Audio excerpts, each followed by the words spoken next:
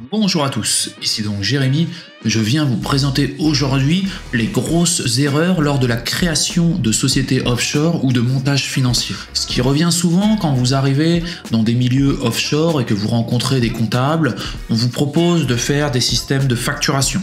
C'est-à-dire qu'en fait vous avez votre société par exemple en Belgique et vous allez monter une société offshore ou alors même une société basée dans un autre pays à fiscalité plus avantageuse en Europe par exemple, que ça soit au Luxembourg ou autre. Et votre société en Belgique va se voir facturer des services par la société offshore ou à fiscalité réduite. Il y a énormément de sociétés qui se sont fait alpaguer pour fraude fiscale dans ce cas-là. Pourquoi ?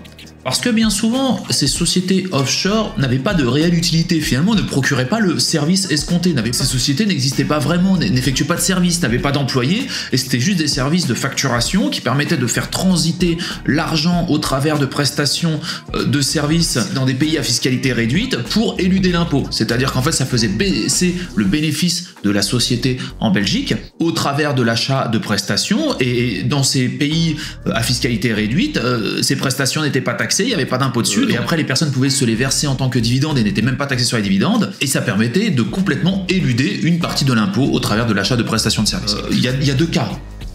La société offshore ou au Luxembourg ou ce que vous voulez réalise vraiment une activité, il y a vraiment un travail, il y a vraiment des salariés, il y a vraiment quelque chose qui se passe. Dans ce cas-là, c'est légal. Attention, si les deux sociétés vous appartiennent, blablabla, attention quand même, parce que à chaque fois, si votre société commence à envoyer de l'argent par virement à Hong Kong, au Panama, au Luxembourg, de manière régulière, vous allez avoir un contrôle. C'est-à-dire qu'au niveau des transferts sur les virements, tout le monde est au courant de ce schéma fiscal. Donc vous allez être contrôlé, ça peut être légal, si la société en question, la société offshore, a vraiment une utilité.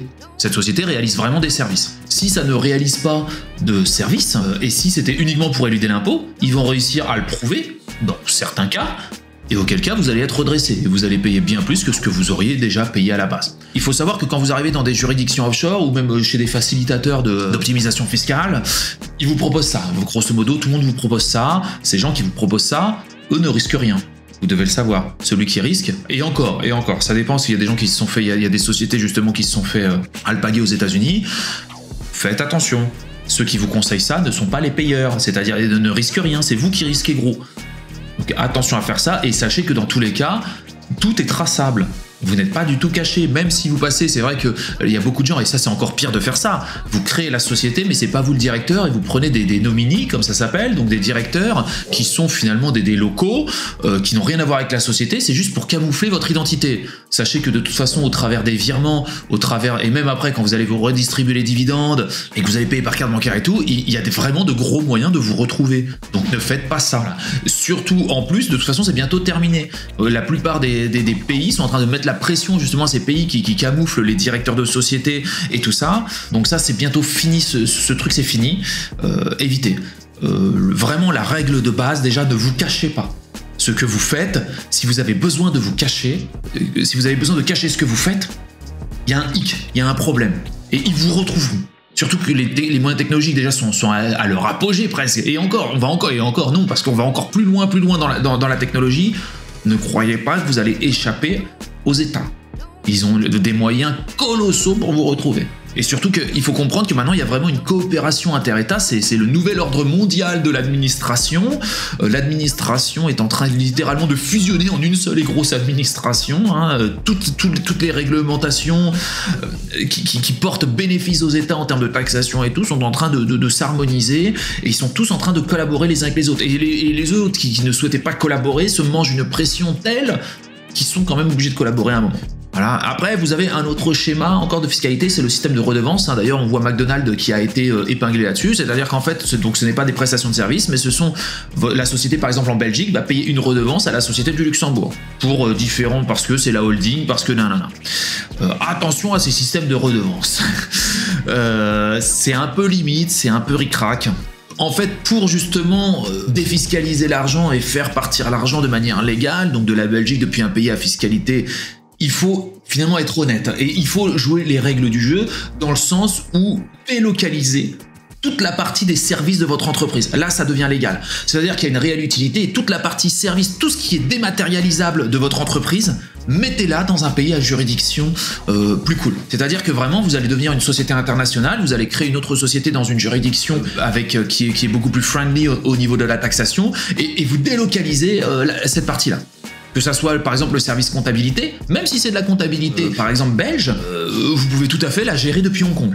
Voilà, donc ça, et votre service comptable qui peut se faire à distance, le service marketing qui peut se faire à distance, n'importe quel, le service de relation client qui peut se faire à distance, tout ça, vous l'externalisez. Voilà. Et à partir de là, en effet, donc évidemment, votre nouvelle société va facturer ce service à la société mère en Belgique, mais là, il y a une réelle consistance. C'est-à-dire qu'il y a des gens qui travaillent, il y a vraiment un vrai service qui est rendu. Et c'est ça, finalement, les impôts ne sont pas méchants.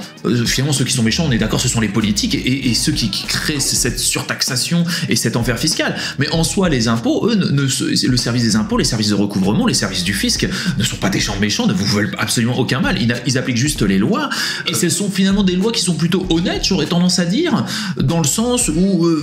il faut juste qu'il y ait une réalité, vous pouvez pas essayer d'esbrouffer votre monde et d'arnaquer tout le monde. Voilà. Vraiment, je pense que maintenant, avec les nouvelles règles, et toute la réglementation qui est arrivée, avec tout ce qui s'est passé, avec l'évolution technologique, l'harmonisation des régulations, il faut délocaliser. Vraiment, il faut qu'il y ait quelque chose de concret. Vous pouvez plus faire de choses fictives, c'est terminé.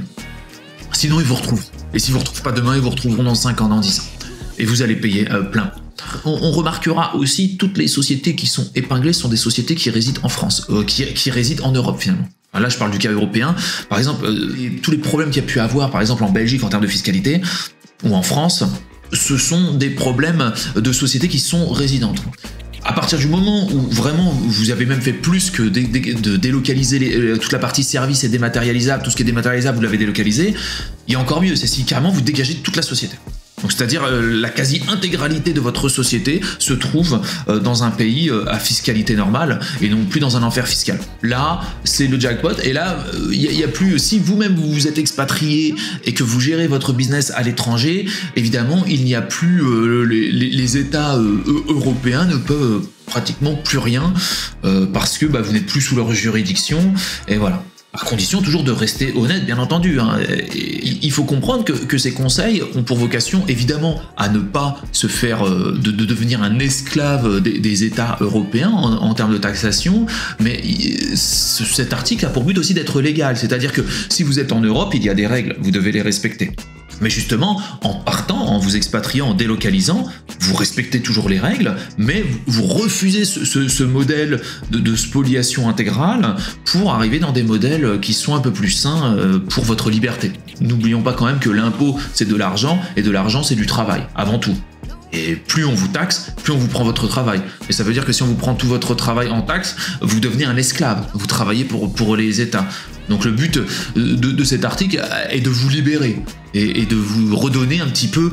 Et si vous baissez vos impôts, vous augmentez votre liberté parce que vous travaillez moins pour l'État et vous travaillez plus pour vous et d'ailleurs pour la population et vous devenez un peu plus libre. Votre taux de liberté, on pourrait dire, ça va de 0 à 100%. Voilà, et vous quittez finalement le champ de coton, hein, l'esclavage. Voilà. Écoutez, c'est tout pour cette vidéo. J'espère que ça vous a plu. Ne me demandez pas de conseils fiscaux en off. Je ne fais pas de formation, je n'ai pas d'entreprise sur ce sujet. Mon but est simplement d'aider les Européens à se libérer de l'esclavage mis en place par la doxa européenne. Voilà. Écoutez, bonne journée à tous et à bientôt. Un grand merci pour avoir visionné cette vidéo en entier. Si cette vidéo vous a plu, n'hésitez pas à vous inscrire sur ma chaîne et à liker cette vidéo. Un petit pouce bleu fait toujours plaisir et m'encourage dans mon travail. Je vous encourage aussi à laisser un commentaire si vous avez des remarques par rapport à la vidéo ou bien à la réalisation. Merci à tous et à bientôt.